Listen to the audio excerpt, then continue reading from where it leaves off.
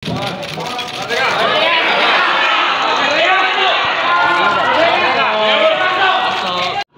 dibuka aja, Pak. Awas. Pak, dibuka aja, Pak. Ya, cerita.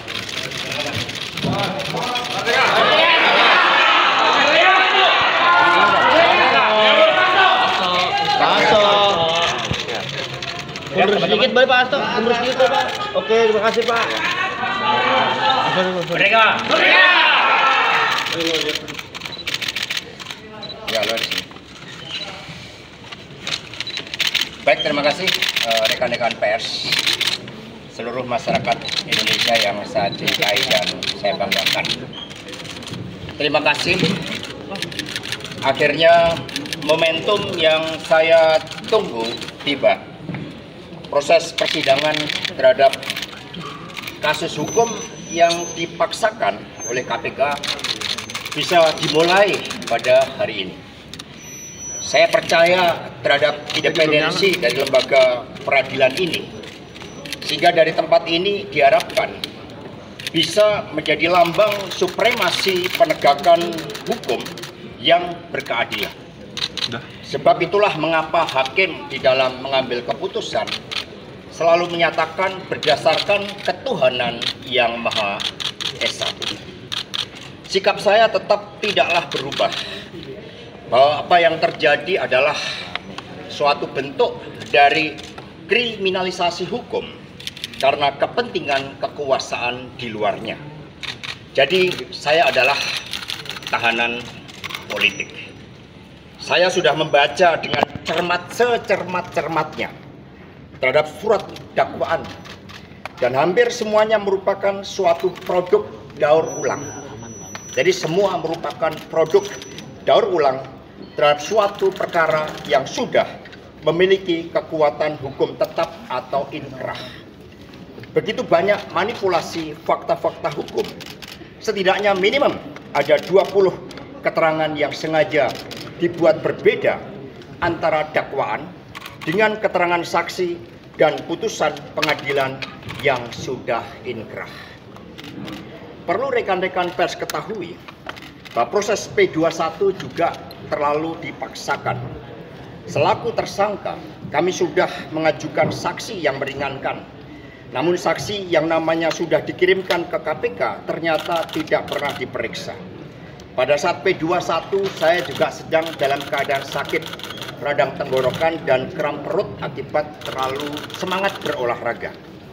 Tetapi itu pun tetap dipaksakan, sehingga hak-hak sebagai terdakwa telah sengaja dilanggar, dan ini adalah suatu pelanggaran HAM yang sangat serius. Proses P21 di KPK rata-rata 120 hari, tetapi saya sengaja dikebut hanya kurang lebih 2 minggu. Mengapa? Sebab untuk menggugurkan proses pra-peradilan yang kedua. Persoalan yang saya hadapi juga tidak ada kerugian negara. Jadi tidak ada kerugian negara. Memproses kembali perkara yang sudah inkrah nyata-nyata menciptakan ketidakpastian hukum dan bertentangan dengan fakta-fakta hukum yang telah diputuskan oleh pengadilan sebelumnya. Inilah muatan kriminalisasi politik. Saya berjuang tentang nilai-nilai demokrasi, tentang menjaga konstitusi, menjaga peradaban Indonesia yang seharusnya dibangun oleh supremasi hukum. Betul?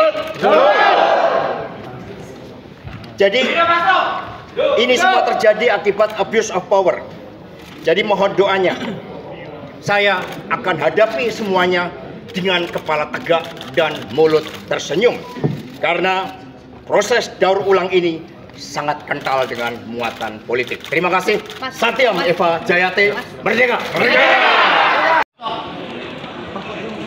Asto. Asto. Asto. Asto.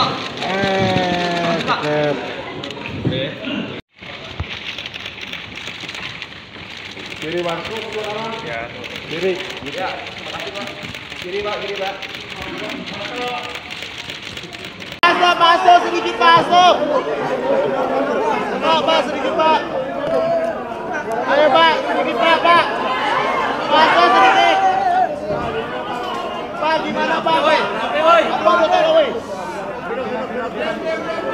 Rapi woi. Rapi.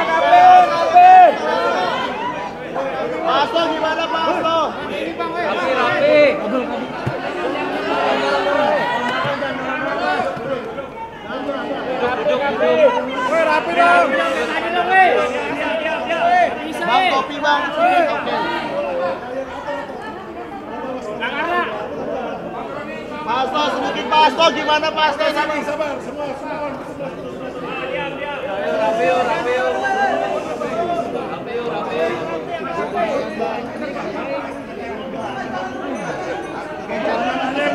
Nggak bisa bang, nggak bisa kayak gini. Hak untuk bicara.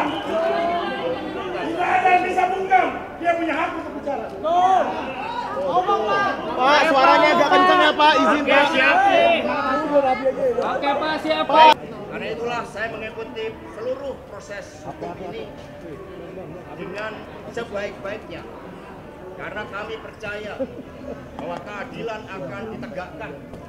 Dan untuk itulah Republik Indonesia ini dibangun dengan pengorbanan jiwa dan raga yang luar biasa dari para pahlawan bangsa, rakyat yang tidak berdosa, yang menyerahkan nyawanya, semuanya demi untuk membangun suatu negara hukum.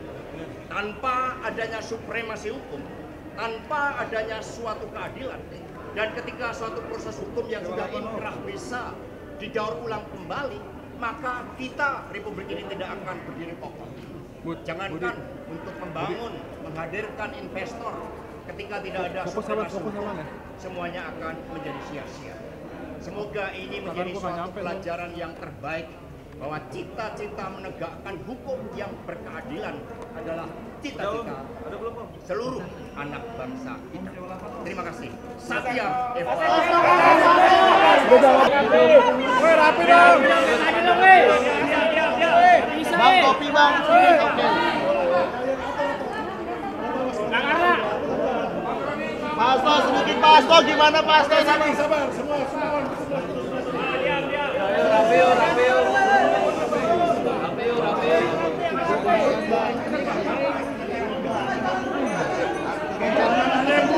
Nggak bisa bang, nggak bisa kayak gini. Hak untuk bicara. Tidak ada yang bisa bungkam. Dia punya hak untuk bicara. Pak, suaranya agak kencang ya Pak, izin Pak. Oke Pak, siap Pak. Karena itulah saya mengikuti seluruh proses hukum ini dengan sebaik-baiknya. Karena kami percaya bahwa keadilan akan ditegakkan. Dan untuk itulah Republik Indonesia ini dibangun dengan pengorbanan jiwa dan raga yang luar biasa dari para pahlawan bangsa, rakyat yang tidak berdosa, yang menyerahkan nyawanya, semuanya demi untuk membangun suatu negara hukum. Tanpa adanya supremasi hukum, tanpa adanya suatu keadilan, dan ketika suatu proses hukum yang sudah inkrah bisa didaur ulang kembali, maka kita Republik ini tidak akan berdiri kokoh. Jangankan untuk membangun, menghadirkan investor, ketika tidak ada supremasi hukum, semuanya akan menjadi sia-sia. Semoga ini menjadi suatu pelajaran yang terbaik bahwa cita-cita menegakkan hukum yang berkeadilan adalah cita-cita seluruh anak bangsa kita. Terima kasih. Satya Eva.